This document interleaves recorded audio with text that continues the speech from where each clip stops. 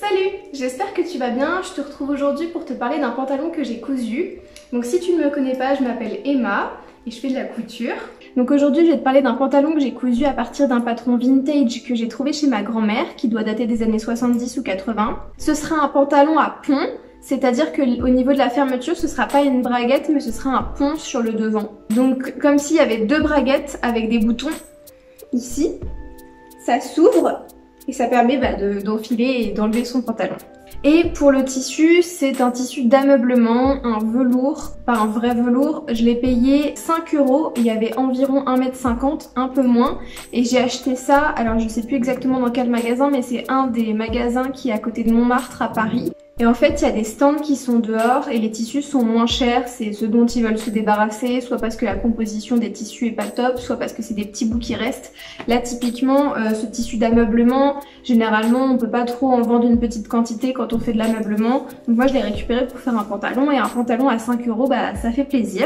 Et ces magasins-là, je vous en ai parlé dans une vidéo où je vous présente les magasins de tissus que j'ai l'habitude de faire quand je suis à Paris. Alors elle date un peu, je ferai peut-être un update, c'est une nouvelle vidéo où je vous présente les magasins de tissus et les friperies que je fais quand je vais à Paris. C'est la première fois qu'on me demandait de faire une vidéo, donc je fais cette vidéo parce qu'il y a l'un d'entre vous qui me l'a demandé et ça me fait super plaisir. N'hésitez pas si vous avez d'autres suggestions de vidéos à me le dire en commentaire. Sinon pour soutenir mon travail, vous pouvez aussi venir me suivre sur Instagram ou alors partager mes vidéos, ça me ferait super plaisir. Et on va commencer tout de suite la vidéo sans perdre de temps. Alors la première étape, ça va être de modifier mon patron parce que c'est un pantalon que j'ai déjà cousu plusieurs fois, je sais exactement ce qui me va, ce qui me va pas. Globalement il me va très bien, je suis très contente de ce patron, c'est pour ça que je fais plusieurs fois le même pantalon. Mais j'aimerais rajouter des poches parce qu'un pantalon sans poche c'est pas très pratique, donc il faut que je modifie le patron pour inclure des poches au patron. Donc pour ça, je ressors un pantalon que j'ai déjà cousu pour savoir à quel niveau je veux que l'ouverture de la poche soit. Et je fais un petit repère sur mon patron. Ensuite, je viens prendre d'autres feuilles et recopier le haut de mon patron de jambe. Donc ça, c'est la pièce du côté du devant de la jambe. Et je viens recopier le haut parce qu'on va venir séparer le haut et le bas de la jambe pour que entre les deux, il y ait une poche. Je trace à quel niveau sera l'ouverture de poche. Je plie mon patron au niveau de l'ouverture de poche. Donc là, la pièce de patron que j'ai pliée, ce sera le bas de la jambe.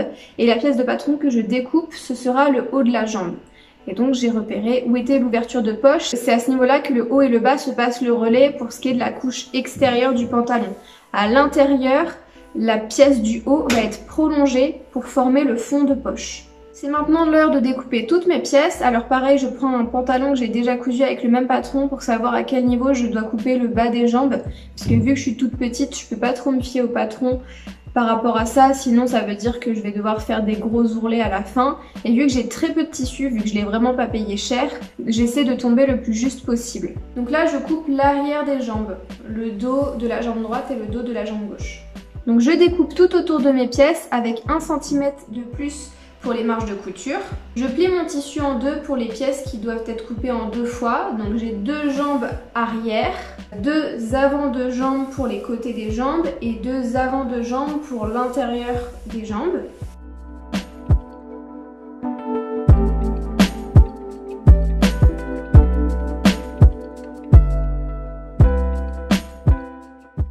Et j'essaie toujours au bas du patron de le couper à la même taille pour que ça m'arrive pile poil à la cheville. Donc là je suis en train de découper la pièce qui avait été pliée qui correspond au bas du côté de l'avant des jambes. Je fais attention à l'endroit où le papier est plié, à pas couper le papier et à bien couper tout autour du patron.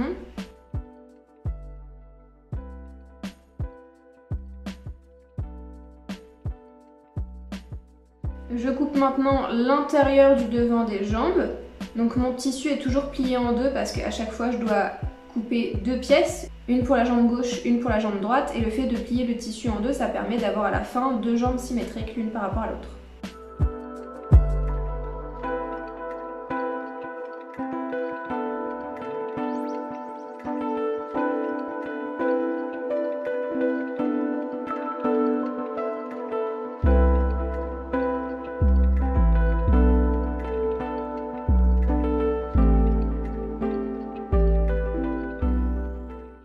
Je coupe maintenant le haut du côté du devant des jambes. Donc là on voit qu'il me reste quasiment pas de tissu, c'est tombé tout pile. Et d'ailleurs c'est pour ça qu'au bas de la poche, je ne laisse pas de marge de couture, je coupe à ras, c'est parce que j'ai pas assez de tissu. Donc tant pis, ça fera juste une poche un peu moins profonde.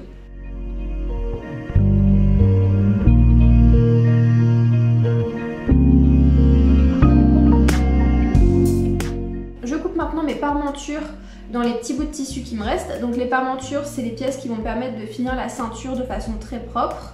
Donc je dois couper 2 parmentures pour les côtés du devant, une parmenture pour la jambe gauche, une parmenture pour la jambe droite. Je devais couper une parmenture pour le milieu du devant et je devais couper cette pièce au pli, mais ça ne rentrait pas dans mon tissu, du coup je l'ai coupé en 2 fois et tant pis, il y aura une couture au milieu.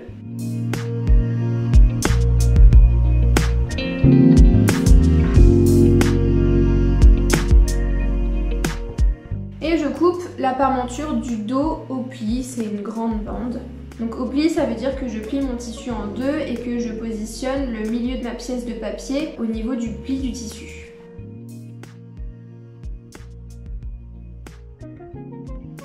Je n'oublie pas sur toutes mes pièces de bien reporter mes crans en faisant des petites entailles dans le tissu dans la marge de couture. Ces crans me permettront au moment de l'assemblage de bien aligner mes différentes pièces de tissu ensemble.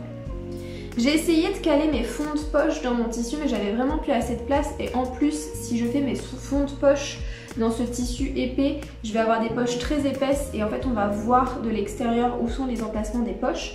Donc je prends plutôt des chutes de tissu et je coupe 2 rectangles qui correspondent au fond de poche. Donc en fait je reprends la pièce de papier qui correspondait au haut des côtés du devant des jambes et je plie la partie qui n'est pas la poche, qui est simplement le haut de la jambe, pour ne considérer que le fond de poche et savoir quelle taille il doit faire. Et je coupe mes fonds de poche du coup dans mes chutes de tissu, toujours en coupant à 1 cm du bord tout autour et en reportant bien mes crans. C'est maintenant le moment d'assembler mes poches, maintenant que toutes mes pièces de tissu sont coupées. Donc je commence par poser le haut des côtés du devant des jambes, puis par-dessus je mets le bas du côté du devant des jambes, et enfin je mets par-dessus les fonds de poche qui en fait doivent se retrouver à l'intérieur. Mais là on va venir coudre endroit contre endroit le haut du fond de poche avec le haut du bas de la jambe. J'épingle au niveau de cette ligne et je vais venir coudre à 1 cm. Une fois que j'ai cousu le fond de poche, je peux surjeter cette ligne, donc je sors ma surjeteuse et le surjet va empêcher le tissu de s'effilocher, c'est super important. Si vous n'avez pas de surjeteuse, vous pouvez faire ça au point zigzag de la machine à coudre. Une fois que c'est surjeté, je peux rabattre mon fond de poche vers l'intérieur du pantalon, c'est-à-dire retourner ma couture pour que les 2 pièces de tissu soient maintenant envers contre envers. Et je peux venir assembler le haut de la jambe sur la ligne du bas de la poche, du côté intérieur de la poche, et le petit bout qui assemble directement le bas de la jambe et le haut de la jambe à l'endroit où il n'y a pas de poche. Mais avant de faire ça, je vais venir surjeter ces 3 côtés à la fois sur la pièce du bas et sur la pièce du haut, parce que je ne sais pas si je pourrais surjeter après avoir assemblé. Spoiler, j'aurais pu surjeter après avoir assemblé, mais vu que je ne le savais pas, j'ai surjeté avant. Et une fois que j'ai fait les surjets, je vais venir assembler. Alors il faut toujours assembler endroit contre endroit, donc là j'assemble l'endroit du haut de la jambe contre l'endroit du bas de la jambe au niveau de la patte de boutonnage en fait. C'est la petite languette qui dépasse. Et j'assemble aussi l'endroit de la poche avec l'endroit du haut de la jambe. Au niveau de la poche, donc le côté intérieur de la poche et le côté du bas de la poche. Le côté extérieur de la poche, il n'y a pas besoin de l'assembler parce qu'il va être pris dans la couture du côté du pantalon, et le côté du haut de la poche, forcément il ne faut pas l'assembler sinon on ne peut pas rentrer la main dans la poche.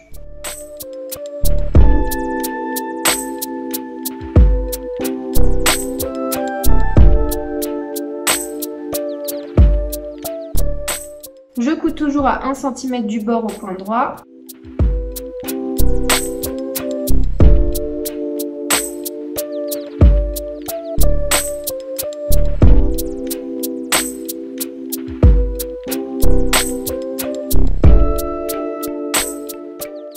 Et je fais des nœuds à tous mes surjets, donc tous les petits fils qui dépassent de surjet, parce que la surjeteuse ne peut pas faire de point d'arrêt. Donc on fait des nœuds pour pas que le surjet parte. Et là je refais un petit point zigzag à la machine à coudre au niveau d'un coin interne, parce que dans les coins internes comme ça, c'est très difficile de faire le surjet à la surjeteuse parce que la surjeteuse a un couteau et le couteau viendrait couper le tissu. Donc généralement je le prends un peu large, mon angle, pour éviter de couper le tissu et c'est pour ça qu'il n'est pas bien surjeté et que j'ai besoin de refaire le surjet à la machine à coudre au point zigzag. Quand on met tout sur l'endroit, voilà ce que ça donne. Et on va venir fixer sur le côté extérieur de la jambe les 3 épaisseurs. Donc le haut de la jambe, le fond de poche et le bas de la jambe pour que ce soit bien aligné et que par la suite ça ne se déplace pas tout le temps parce qu'on va avoir besoin de coudre cette grande pièce de tissu à d'autres pièces et c'est embêtant quand ça bouge. Donc là j'épingle simplement et par la suite, comme je vous l'ai dit, ce sera pris dans la couture du côté de la jambe.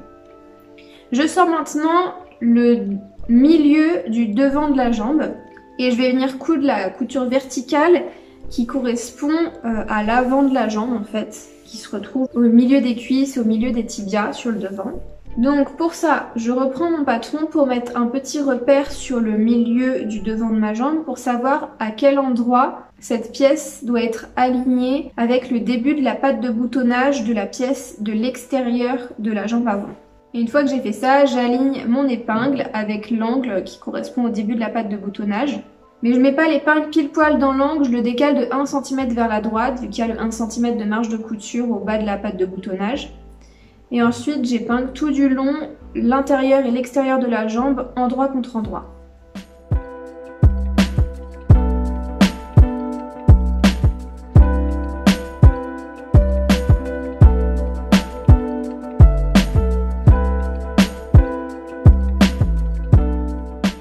Je couds, bien sûr je m'arrête quand démarre la boutonnière parce que sinon je vais fermer mes espèces de braguettes et je pourrai plus ouvrir mon pantalon, il faut que ça reste quelque chose qui puisse s'ouvrir.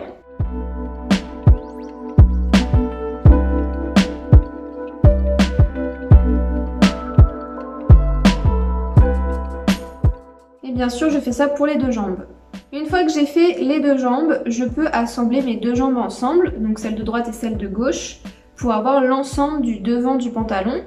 J'assemble ça au niveau de la fourche, qui correspond au milieu du pantalon sur le devant, là où il y a le pubis. Donc j'épingle bien mes 2 pièces endroit contre endroit, avant de coudre au point droit, à 1 cm du bord.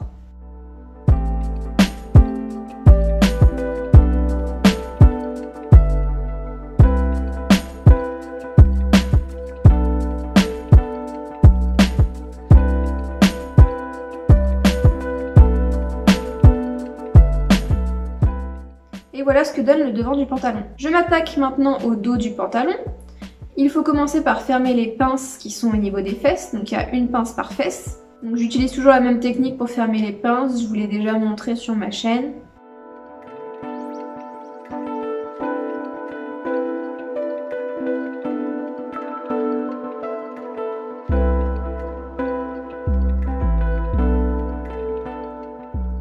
Et voilà ce que donne le dos du pantalon une fois la pince fermée. Évidemment, je fais ça pour les 2 jambes avant d'assembler les 2 jambes entre elles au niveau des fesses, c'est-à-dire au niveau du milieu du dos. Donc je mets le dos de ma jambe droite et le dos de ma jambe gauche, endroit contre endroit, j'épingle, je couds.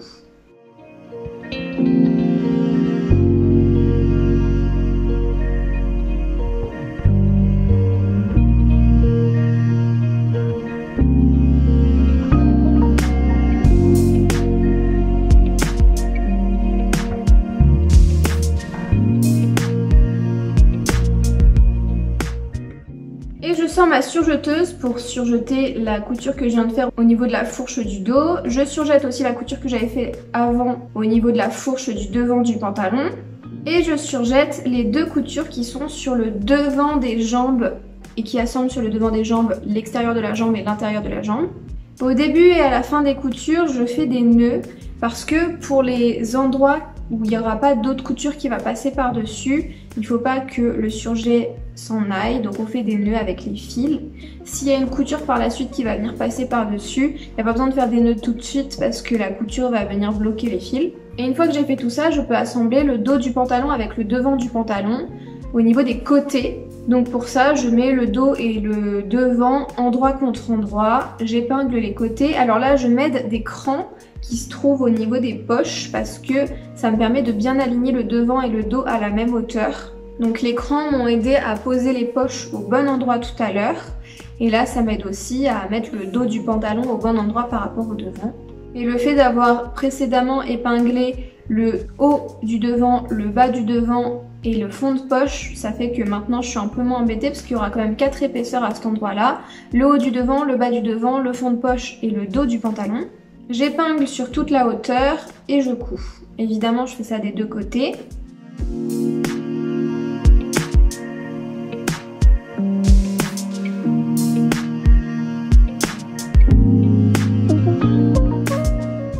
Une fois que c'est fait, il me reste encore la couture de l'entrejambe, donc qui correspond à l'intérieur des jambes et qui va assembler le devant et le dos sur l'intérieur des jambes. Donc le dos et le devant sont toujours endroit contre endroit. Je commence par aligner la fourche du devant avec la fourche du dos.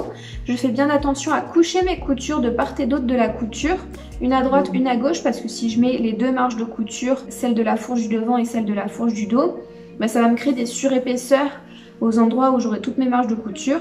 Donc je fais attention souvent à coucher une marge de couture à droite, l'autre à gauche. Et j'épingle sur toute la hauteur des jambes. Parfois vous me voyez faire des marches arrière à la machine, c'est parce que j'ai cousu trop près du bord et j'avais peur que ma marge de couture s'effiloche. Donc je reviens un petit peu en arrière pour recoudre à 1 cm du bord comme je l'avais prévu quand j'ai découpé mon tissu. Et je surjette cette couture. Je surjette aussi les deux coutures du côté du pantalon. Je vais venir prendre la parmenture du dos du pantalon et les deux parmentures des côtés du devant du pantalon et je vais venir les assembler sur les côtés du pantalon, endroit contre endroit. Je prends aussi mes deux parmentures du milieu du devant. Normalement, comme je vous ai dit en début de vidéo, il devrait y en avoir qu'une, mais j'avais pas la place dans mon tissu, du coup je l'ai faite en 2 fois et du coup il faut que je la couse, que j'assemble les deux parties endroit contre endroit, donc la gauche et la droite, au niveau du milieu du devant du pantalon.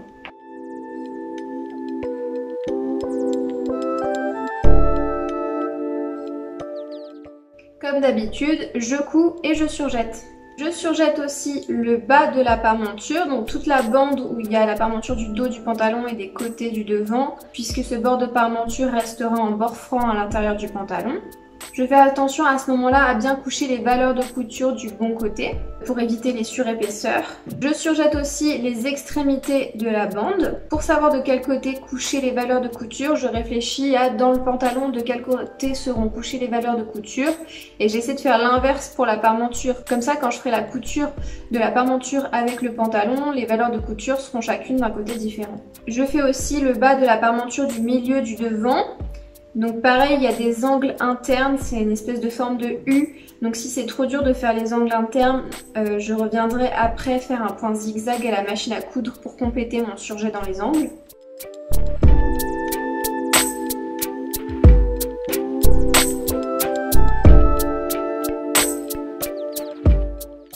Et enfin, je peux épingler la parmenture du milieu du devant sur le pantalon, endroit contre endroit, avant de coudre au point droit.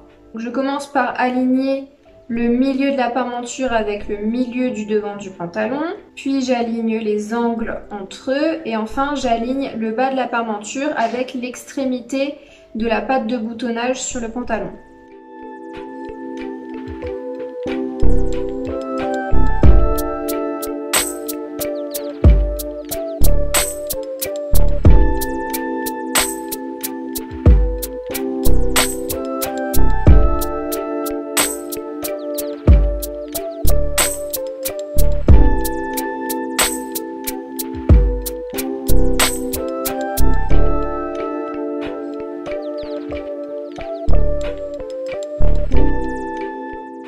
Après avoir cousu, je dégarnis les angles, c'est-à-dire que dans les angles, je coupe en forme de triangle sans couper la couture, mais comme ça, quand je retourne ma parmenture à l'intérieur du pantalon, je peux bien avoir des angles bien pointus et éviter les surépaisseurs dans les coins. J'assemble maintenant la parmenture du dos au dos. Je commence par prendre le milieu de la parmenture du dos et je l'aligne avec la couture du milieu du dos, toujours endroit contre endroit, le haut de la parmenture avec le haut du pantalon.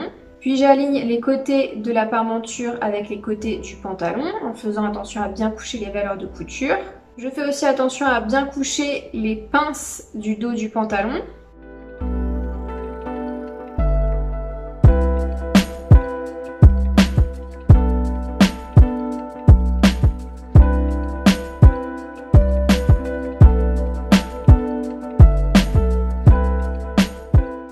Et enfin, j'aligne l'extrémité de la bande de parmenture avec les crans du pantalon. Et ces crans correspondent à l'emplacement de la future couture de la patte de boutonnage avec la parmenture. Comme d'habitude, je couds, puis je surjette.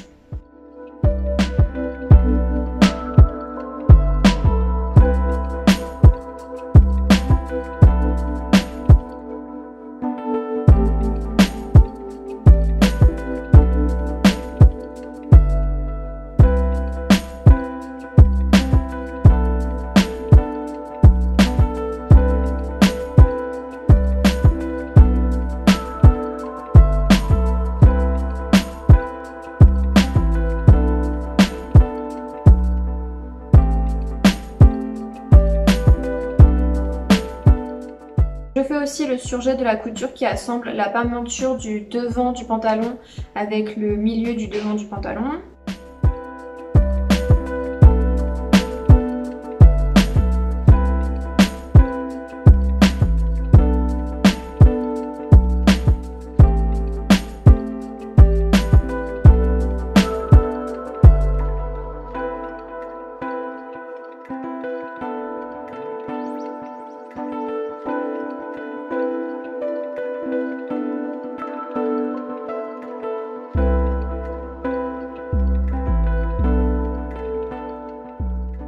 Et quand on retourne les parmentures, voilà ce que ça donne.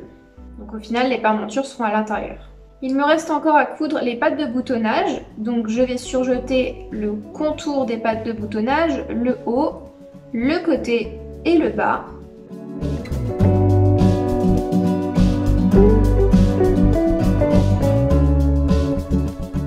Et une fois que c'est fait, il faut coudre la patte de boutonnage à la parmenture. Donc normalement la patte de boutonnage c'est un pli qui est fait vers l'intérieur du pantalon, mais vu qu'on coud tout endroit contre endroit, là on va venir plier la patte de boutonnage vers l'extérieur du pantalon. Comme ça, à l'intérieur du pli, on a bien le pantalon qui est endroit contre endroit sur lui-même. Et on coud le haut de la patte de boutonnage avec l'extrémité de la parmenture, endroit contre endroit, toujours. Donc l'endroit de la patte de boutonnage contre l'endroit de la parmenture. Donc ce seront des petites lignes verticales.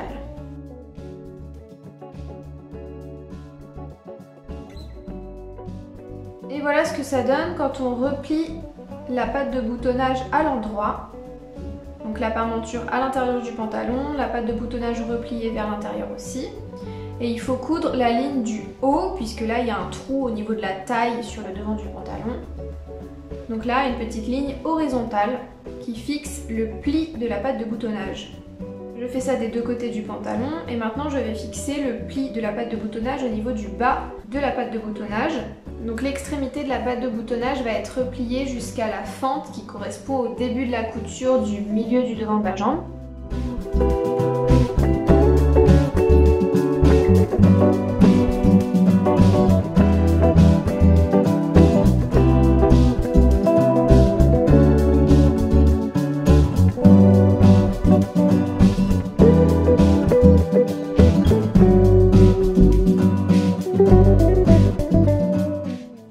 Enfin retourner, je vais mettre d'un objet pointu pour bien faire les coins. Alors normalement on évite les objets coupants pour pas abîmer le tissu, mais bon moi j'ai pas eu trop de soucis là. Et on a enfin toutes les parmentures à l'intérieur. Je fais ça des deux côtés du pantalon bien sûr.